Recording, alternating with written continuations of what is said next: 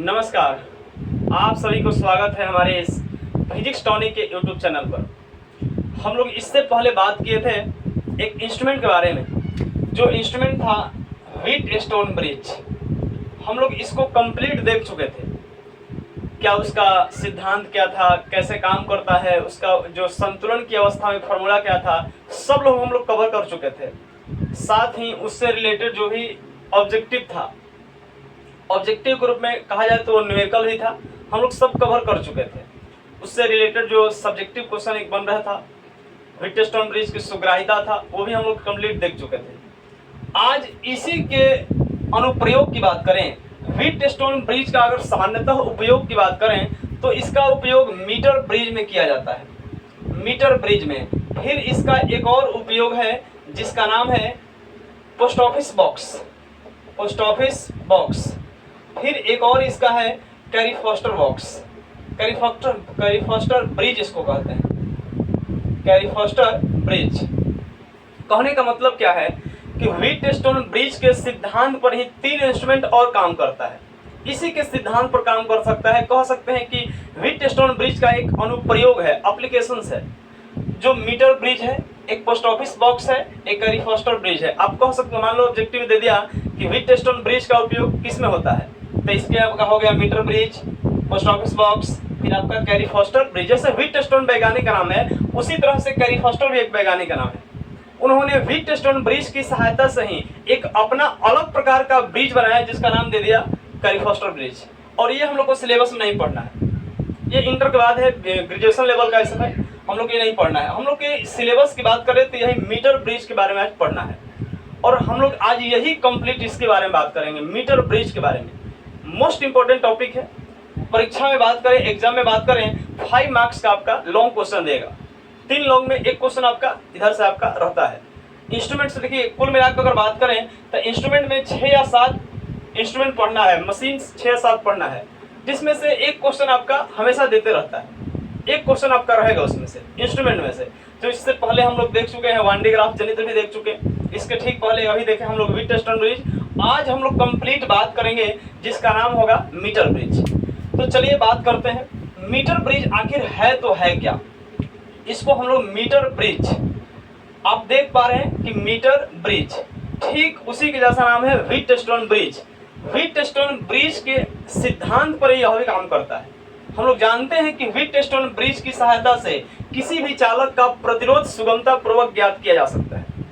एक संतुलन की स्थिति मिलता है, उसमें 3 ज्ञात प्रतिरोध और एक अज्ञात प्रतिरोध होता है। और उसमें हम लोग अज्ञात प्रतिरोध वही R मतलब S होता है, लेकिन किसी चालक का प्रतिरोध हमको R से सूचित करते हैं। किसी चालक का जो प्रतिरोध सुगमता पूर्वक उससे ज्ञात कर सकते हैं। और उसी के सिद्धांत पर, व्हीटस्टोन ब्रिज के सिद्धांत पर एक इंस्ट्रूमेंट है जिसका नाम है मीटर ब्रिज। आज हम लोग के कंप्लीट इसी के बारे में बात करना है। देखिए, आपको एक बात समझा दें कि 4 बातें इंस्ट्रूमेंट में कॉमन होती है। कोई भी अगर मशीन होगा तो 4 बातें सब में कॉमन होगा। सबसे पहला उसके बारे में सोचना है कि वो है तो है क्या। दूसरा, आपका सोचना है कि उसका सिद्धांत क्या है। फिर उसके बारे में सोचना है कि उसका स्ट्रक्चर क्या है, बनावट क्या है। एंड लास्ट, उसका वर्क प्रोसेस यानी कि क्रियाविधि क्या है। ये 4 बातें आपको सोचनी पड़ती है किसी भी इंस्ट्रूमेंट की बात करें। ऐसा नहीं केवल मीटर ब्रिज, व्हीटस्टोन ब्रिज की बात करें, चाहे वान डी ग्राफ जनित्र की बात करें, या गैल्वेनोमीटर की बात करें, चाहे नाभिकीय रिएक्टर, उसमें न्यूक्लियर रिएक्टर की बात करें, ये जितना भी इंस्ट्रूमेंट है उसमें 4 बातें कॉमन होती है। और चारों में यही बात सोचने हैं सबसे पहले कि वो है तो है क्या। इसका मतलब डेफिनेशन पूछा जाएगा उसमें। सबसे पहले डेफिनेशन समझेंगे, उसका परिभाषा क्या है, फिर आखिर उसका प्रिंसिपल क्या है, किस सिद्धांत पर कार्य करता है, फिर वो बना कैसे है, स्ट्रक्चर क्या है, उसका कंस्ट्रक्शन क्या है, बनावट क्या है, वो सोचते हैं। एंड लास्ट, उसका जो क्रियाविधि है, वर्क प्रोसेस है, कैसे काम करता है, उसके बारे में सोचते हैं। उम्मीद है आप समझ पाएंगे। मैं सबसे पहले सोचूं क्या करता हूं कि आपको 2-2 कवर करते चलता हूं। पहले 2 समझाएंगे और उसको हम एक भाषा के रूप में बोलेंगे, आप उसको रोक करके लिख सकते हैं। सबसे पहले समझेंगे कि है तो है क्या। ये हम लोग देख ले रहे हैं कि मीटर ब्रिज जो है ठीक व्हीटस्टोन ब्रिज के सिद्धांत पर कार्य करता है। और व्हीटस्टोन ब्रिज की सहायता से किसी चालक का प्रतिरोध निकालते हैं। इसका मतलब इससे भी हम लोग किसी चालक का प्रतिरोध ही ज्ञात करेंगे। और यह एक प्रकार का विद्युतीय उपकरण है, यानी कि करंट से चलने वाला एक प्रकार का मशीन है, उपकरण है, यंत्र है। और यह इससे हम लोग किसी चालक का प्रतिरोध ज्ञात करते हैं, किसी चालक का हम लोग प्रतिरोध ज्ञात करते हैं। तो परिभाषा यहीं से निकलेगा। वैसा विद्युतीय उपकरण जिसकी सहायता से किसी चालक का प्रतिरोध ज्ञात करते हैं उसे मीटर ब्रिज कहते हैं। एक बार और, वैसा विद्युतीय उपकरण जिसकी सहायता से किसी चालक का प्रतिरोध ज्ञात करते हैं उसे मीटर ब्रिज कहते हैं। ये आपका परिभाषा हो गया। सिद्धांत लिखेंगे और डैश देंगे। सिद्धांत आप समझ पा रहे हो कि यह व्हीटस्टोन ब्रिज के सिद्धांत पर कार्य करता है, तो हम लोग डैश देके इसमें क्या लिखेंगे कि जो मीटर ब्रिज है, मीटर ब्रिज व्हीटस्टोन ब्रिज के सिद्धांत पर कार्य करता है। ये दोनों आपका कवर हो चुका। यह जो सिद्धांत इसका है हम क्या लिखेंगे कि व्हीटस्टोन ब्रिज के सिद्धांत पर, यानी कि मीटर ब्रिज व्हीटस्टोन ब्रिज के सिद्धांत पर कार्य करता है। ये आपका दोनों कवर हो चुका। अब आपका नेक्स्ट बारी आता है बनावट का। ये बना कैसे, मेन इंपॉर्टेंट यही है। उसके बाद वर्क प्रोसेस जो है, थोड़ी और करना बातों पे, थोड़ा ध्यान केंद्रित करना है, थोड़ा समझिएगा बातों को, कहना क्या चाह रहे। देखिए बनावट में इसका है क्या, इसमें मीटर, इसमें मीटर लगा हुआ है। मीटर इसमें कहता क्या कि 1 मीटर लंबे मैग्नीन या कॉन्स्टेंटन के तार का प्रयोग करते हैं। मैग्नीन या कॉन्स्टेंटन के तार का प्रयोग करते हैं। केवल 1 मीटर लंबा, नाम में छुपा है मीटर, यानी कि 1 मीटर लंबा तार का प्रयोग करते हैं। वो भी तार कॉपर, एल्युमिनियम, जिंक ये सब का नहीं बना है, वो बना है तो मैग्नीन और कॉन्स्टेंटन का। सवाल उठता है कि सर इसी का क्यों, तो हम लोग देखेंगे इसका आखिर क्यों करते हैं हम लोग। बस तुरंत आपका जवाब मिलेगा कि आखिर इसका ही प्रयोग क्यों करते हैं, एल्युमिनियम का क्यों नहीं करते, कॉपर का क्यों नहीं करते, तो हम लोग जवाब इसका मिलेगा। थोड़ा समझिए बातों को। 1 मीटर लंबे मैग्नीन या कॉन्स्टेंटन के तार का प्रयोग करते हैं। इसके ठीक नीचे 1 मीटर का एक स्केल लगा होता है। इसके ठीक नीचे 1 मीटर का एक स्केल लगा होता है। ऐसा आपका स्केल का एक सिग्निफिकेशन देते हैं, साइन दे देते हैं। ऐसा आपका देखिए स्केल लगा हुआ है और 1 मीटर का ये स्केल लगा हुआ है। तार के दोनों सिरों पर होता क्या है, तार के दोनों सिरों पर एल आकार का कॉपर का बना प्लेट लगा होता है। दोनों सिरों पर, बाएं साइड भी और दाएं साइड भी, तार के दोनों सिरों पर एल आकार का कॉपर का बना प्लेट का प्रयोग करते हैं और ठीक बीच में एक आयताकार प्लेट का प्रयोग करते हैं। दोनों सिरों पर एल आकार का कॉपर का बना प्लेट है और इसके ठीक बीच में आयताकार प्लेट है।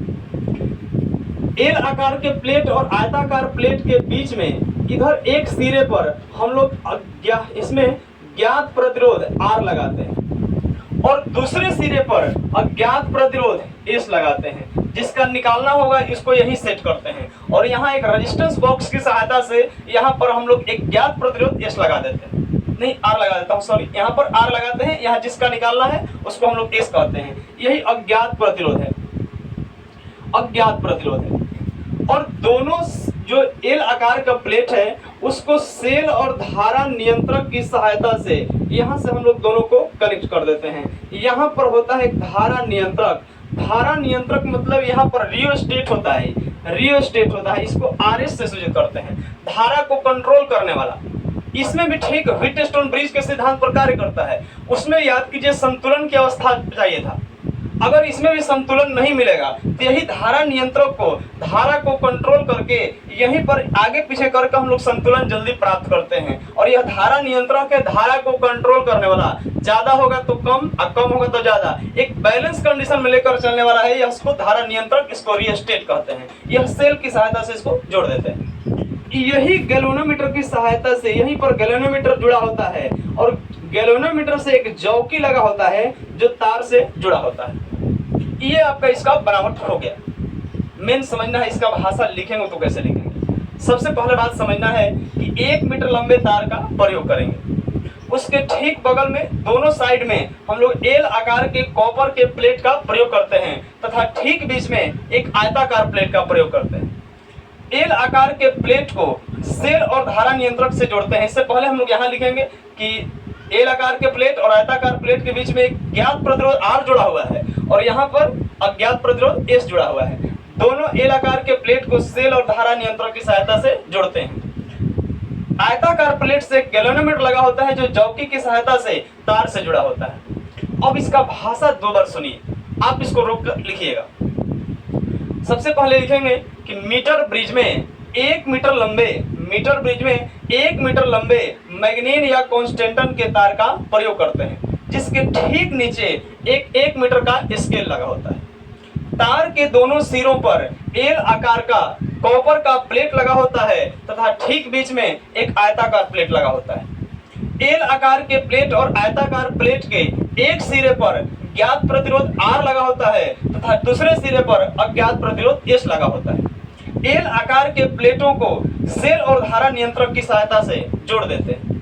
आयताकार प्लेट के साथ गैल्वेनोमीटर लगा होता है जिससे जौकी तार से जुड़ा होता है। क्लियर हो गई? बस देख के बोलना है कि है क्या। बस एक बार और, 1 मीटर ब्रिज में 1 मीटर लंबे मैग्नीन या कॉन्स्टेंटन के तार का प्रयोग करते हैं, जिसके ठीक नीचे 1 मीटर का एक स्केल लगा होता है। तार के दोनों सिरों पर एल आकार के कॉपर का प्लेट लगा होता है तथा ठीक बीच में एक आयताकार प्लेट लगा होता है। एल आकार के प्लेट और आयताकार प्लेट के बीच में अज्ञात प्रतिरोध एल आकार के प्लेट और आयताकार प्लेट के एक सिरे पर ज्ञात प्रतिरोध R लगा होता है तथा दूसरे सिरे पर अज्ञात प्रतिरोध S लगा होता है। एल आकार के प्लेटों को सेल और धारा नियंत्रक की सहायता से जोड़ देते हैं। आयताकार प्लेट के साथ गैल्वेनोमीटर जुड़ा होता है जिसका जौकी तार से जुड़ा होता है। बस हो गया इसका।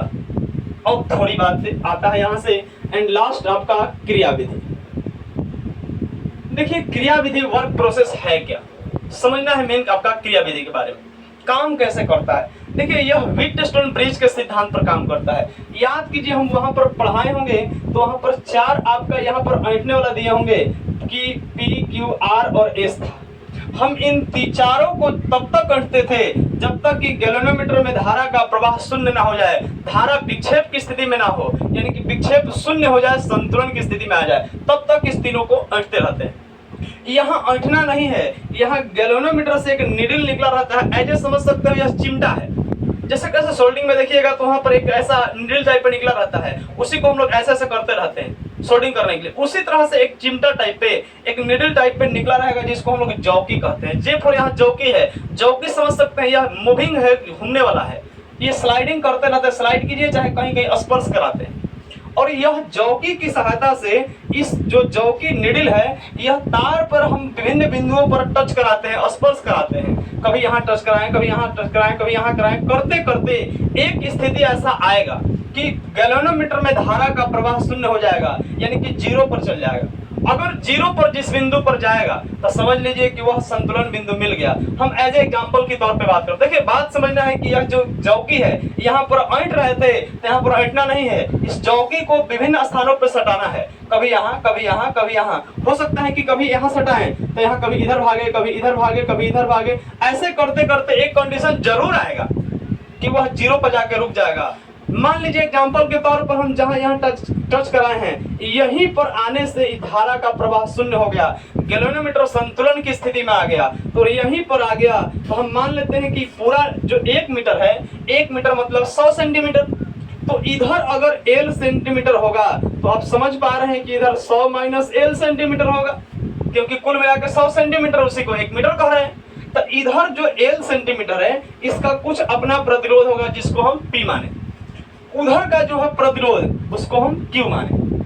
अब थोड़ा ध्यान देने की जरूरत है। हम लोग ये जानते हैं कि R बराबर जो फॉर्मूला होता है रो इंटू L बटा A होता है। हम P निकालेंगे और Q निकालेंगे। यहाँ से अगर P निकालें तो P के फॉर्मूला रो इंटू L बटा में A, रो चेंज नहीं होता है, तो यह आपका P निकल गया। अगर हम इसको Q निकालें तो रो इंटू L मतलब लंबाई, Q के लिए लंबाई 100 माइनस L है, तो यहाँ पर 100 माइनस L लिखेंगे और बटा में A। हम जान रहे हैं कि यह तभी प्राप्त हुआ है जब संतुलन की स्थिति में है, तो यहाँ पर लिखेंगे संतुलन की स्थिति में। संतुलन की स्थिति में हम लोग जानते हैं कि P बटा में Q बराबर R बटा में S होता है। तो अगर हम P लिखें तो P का वैल्यू यहाँ पर है रो इंटू L बटा A, और यहाँ पर Q का जो वैल्यू है आपका रो इंटू 100 माइनस L बटा में A बराबर R बटा में S। A से A कटेगा, रो से रो कटेगा। आप देख पा रहे हो यहाँ से कि आपका जो ऊपर एल बचा, नीचे देख पा रहे हैं कि 100 माइनस एल बचा, और इधर आर बटा में एस बचा। अगर इसको हम क्रॉस मल्टीप्लिकेशन करें तो r इंटू 100 माइनस एल, हमें s चाहिए तो s बराबर r इंटू 100 माइनस एल बटा में इसको l लिख सकते हैं। यह ज्ञात प्रतिरोध निकल जाएगा, यहाँ अज्ञात प्रतिरोध ज्ञात में बदल जाएगा। मान लीजिए कि यहाँ जो r है कुछ ना कुछ इसका वैल्यू देना रहेगा, क्योंकि पहले ही से ज्ञात है। l के मतलब कितना सेंटीमीटर पर मिला, मान लीजिए 20 पे मिला तो यहाँ पर 20 रखेंगे, और r और 20 का वैल्यू जब रखाएगा तो s का मान निकल जाएगा। लेकिन थोड़ा भाषा लिखना पड़ेगा। मान लीजिए क्रिया विधि में हम लिखेंगे क्या, सबसे पहले मीटर ब्रिज को क्रिया में लाने के लिए गैल्वेनोमीटर से जुड़े हुए चौकी को तार के विभिन्न बिंदुओं पर स्पर्श कराकर गैल्वेनोमीटर में संतुलन बिंदु ज्ञात करते हैं। जिस बिंदु पर संतुलन बिंदु ज्ञात होता है, तार में उसकी लंबाई को L सेंटीमीटर माप के उसका प्रतिरोध P मानते हैं, तथा शेष लंबाई को 100 माइनस L सेंटीमीटर मापकर उसकी लंबाई Q मानते हैं, उसकी प्रतिरोध Q मानते हैं। और यहाँ से बस आपका कैलकुलेशन कर देना है, लास्ट में आपका क्रिया विधि हो गया। एक बार और क्रिया विधि, क्रिया विधि में क्या लिखेंगे, मीटर ब्रिज को क्रिया में लाने के लिए गैल्वेनोमीटर से जुड़े हुए चौकी को तार के विभिन्न बिंदुओं पर स्पर्श कराकर उसका संतुलन बिंदु ज्ञात करते हैं। जिस बिंदु पर संतुलन बिंदु ज्ञात होता है, उसकी लंबाई तार में L सेंटीमीटर मापकर उसका प्रतिरोध P मानते हैं, तथा शेष लंबाई को 100 माइनस L सेंटीमीटर मापकर उसकी प्रतिरोध Q मानते हैं। बस फुल स्टॉप, बाकी ये कैलकुलेशन कर देना है, लास्ट में आंसर हो जाएगा। ये था आपका मीटर ब्रिज का संपूर्ण वर्णन है, एक तरह से सचित्र वर्णन है, फिगर के साथ है। आप इसका फिगर के साथ रचना, उसमें संरचना बनाइए, उसमें सिद्धांत लिखिए, क्या है सब लिख देना है, और इतना आप लिखते हैं तो आपका 5 मार्क्स कवर हो जाएगा। बाकी धन्यवाद, मिलते हैं नेक्स्ट वीडियो में, बेस्ट ऑफ लक, धन्यवाद।